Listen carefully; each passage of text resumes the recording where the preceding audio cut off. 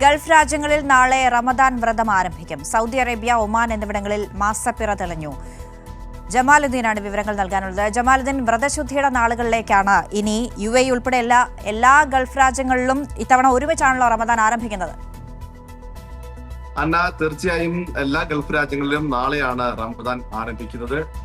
ഒമാനിൽ ഉൾപ്പെടെ നാളെ റമദാൻ വ്രതം ആരംഭിക്കും. വിശ്വാസികളെ സംബന്ധിച്ച് പുണ്യങ്ങളുടെ ഒരു പൂക്കാലമാണ് ഇനി വരാൻ പോകുന്നത്. ആരാധനാ കർമ്മങ്ങൾ അധികരിക്കുകയും ഒപ്പം തന്നെ എല്ലാ വ്രത അനുഷ്ഠാനങ്ങൾ കൃത്യമായി പാലിക്കുകയും ചെയ്യുന്നു.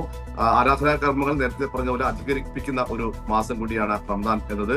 ഒരു വ്യക്തിയുടെ എല്ലാവിധ ചേഷ്ടകളെയും നിയന്ത്രിക്കുക എന്നതാണ് റമദാന്റെ പ്രധാനപ്പെട്ട ഒരു ലക്ഷ്യമെന്ന് പറയുന്നത്. ഒപ്പം തന്നെ പട്ടിണി എന്തെന്നറിയാൻ, മറ്റവൻ അവരുടെ ദുഃഖം, അവരുടെ പ്രയാസം എന്തെന്ന് മനസ്സിലാക്കാനുള്ള ഒരു സമയം അല്ലെങ്കിൽ അതിന്റെ ഒരു മാർഗം എന്നതിൽ കൂടി റമദാൻ ഏറെ പ്രധാനമാണ്. ദാന ധർമാദികൾ അധികരിപ്പിക്കുന്ന ഒരു സമയം കൂടിയാണ് റമദാൻ എന്ന് പറയുന്നത്.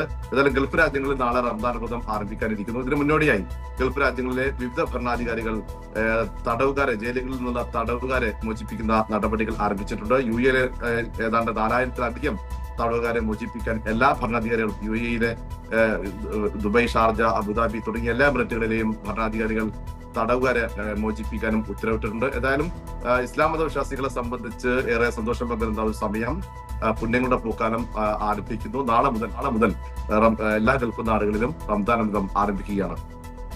ശരി, ജമാലുദ്ദീൻ വിവരങ്ങൾ നൽകിയത്.